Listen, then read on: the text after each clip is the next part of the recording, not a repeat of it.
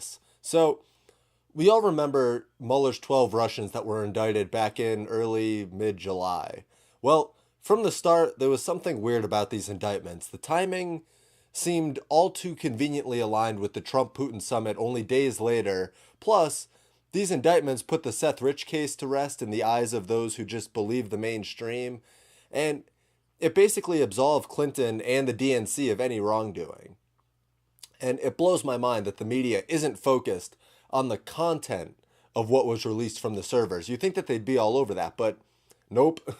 So, anyways, the fishiness of these indictments seems to have held true because a group of top government spooks and hackers on the FBI's payroll just tore Mueller's Russian indictments to shreds. Piles of fabricated evidence detailed here. Now, this came out July 31st, but like I said, took a few days to go over it and fact check it as much as I could because I don't want to treat anonymous spooks and hackers from the FBI like an unquestionable source. It's like Q, pick up the breadcrumbs but always question it. So, the first thing that's mentioned here is that CrowdStrike is Organization 1 in Mueller's indictments, and that can be deduced from context clues. CrowdStrike, remember, was the company hired by the DNC after the FBI warned the DNC that their systems were compromised. CrowdStrike went in there and analyzed the servers, but the DNC refused to let the FBI independently analyze those servers, which is very strange. Then the FBI accepted CrowdStrike's snapshot of the system, which is, again, very strange. The people supposedly working for the FBI pointed out that Windows uses BIOS EFI for standard system imaging, which is not a forensic backup. Forensic imaging of a hard drive is obtained by using a separate set of controls that bypass safety protocols that BIOS would use during imaging. So basically, there's no way that the snapshot taken by CrowdStrike qualifies as forensic evidence. BIOS is not acceptable because you wouldn't be able to trace the original state of the hack properly.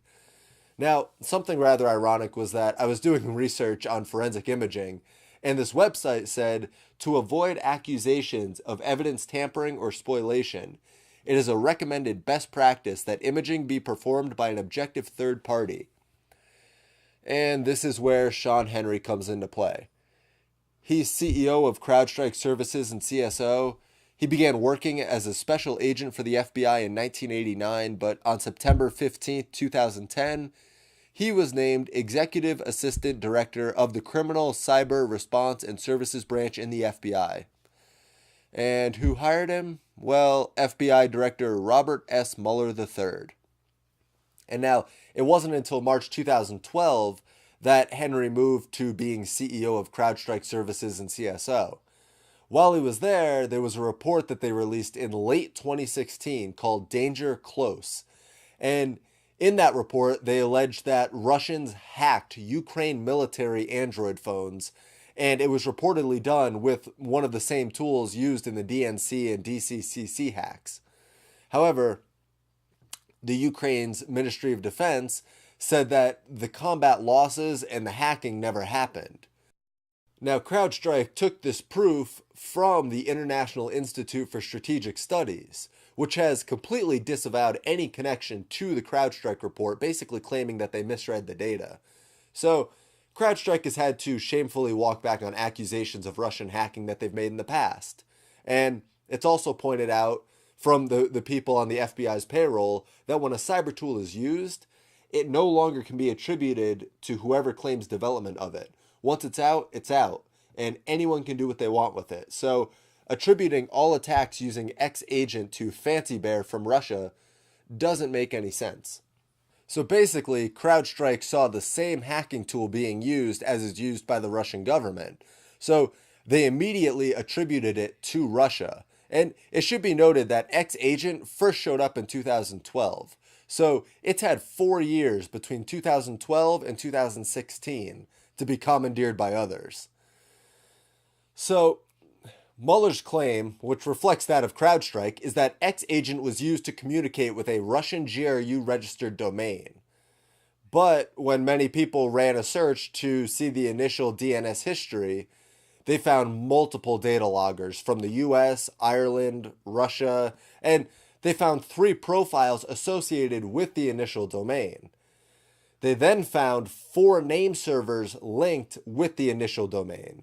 And a name server is a server that a web host will use in the managing of domains that are associated with all of the hosting providers' accounts. Of those 4 name server domains, 2 collectively have over 500 domains registered within the zone file that it's attributed to.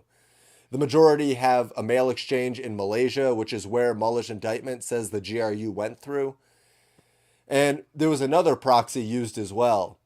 And doing a DNS history search resolves all IPs to Malaysia, owned by Shinjiru Technology. So, put bluntly, Mueller has no idea who Guccifer 2.0 is. He said it was traced back to the GRU headquarters in Russia, but that's not certain at all. No one knows who APT-28 is comprised of, but Mueller managed to point in the direction of 500 plus domains, most of which are proxies with net blocks in Russia, and he then attributed it to IPs that host malicious sites and links, and he pulled one from there that was a Russian GRU registered domain. And Guccifer 2.0 is also using a fairly popular cracked version of Microsoft Office Suite, so there's no way to actually know it's him. Plus, one really interesting tidbit, Fox has an interview with the guy who's supposedly Guccifer, and he says that Guccifer 2.0 is something created by the State Department in the NSA.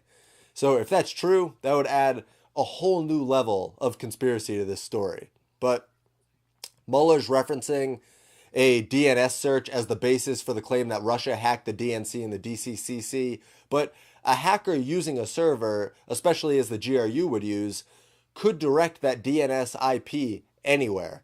And in case someone doesn't know, because I probably should have mentioned this earlier, DNS stands for Domain Name System, and it's how domain names are translated to IP addresses. So when you search something, it converts the alphabetic name into the IP for the web server associated with that domain. And so even though Guccifer supposedly forgot to turn on his VPN for logging into his social medias once, it doesn't matter. A hacker is using a virtual machine on their host system, which means that even if a VPN is forgotten to be turned on, it doesn't mean that they found the hacker. Only low-level cybercriminals would even use transoceanic cables, and Guccifer wouldn't be a low-level cybercriminal. But something else pointed out in the True Pundit article is that the NSA, although linked to this, has been completely quiet on the situation so they don't get sucked into it all. And I will say that their silence is telling. So that's really all for this video. I mean, if it seemed like something was fishy about Mueller's indictments, it's because there was something fishy about them. Mueller's just operating on a long shot hope that most people have no idea what he's talking about. And to be clear, until I did a lot more research on how these computer systems are set up and how uncertain Mueller's claims actually are, it seemed like something that was pretty believable, because you wouldn't think that everyone who's involved with Mueller would let this kind of uncertainty persist. But they did, and now they've been called on it. And the evidence they're going to need is going to have to be much more substantial. But again, we know the motives behind these indictments, we know the carelessness with which they were released, and now it all makes sense. So let's keep a watchful eye on Mueller's investigation and the kind of crap that he pulls, because this is a witch hunt. And part of me just hopes that Trump lets this go until it goes to its end, and then Mueller has to say, we have no evidence for Trump-Russia collusion except these DNS searches that pointed to a plethora of countries, but we want to single out Russia because Russian collusion. I hope that you found this video helpful. Mueller's probe is based on nonsense, and it continues on nonsense, so it's up to the public to know what's going on with it and to know the truth. Unfortunately, many people don't care about it. Many just want to impeach Trump because of some other lies that they've heard or some propaganda that's been shoved down their throats. So let's keep the truth alive. Be sure to leave a like on this video. Subscribe if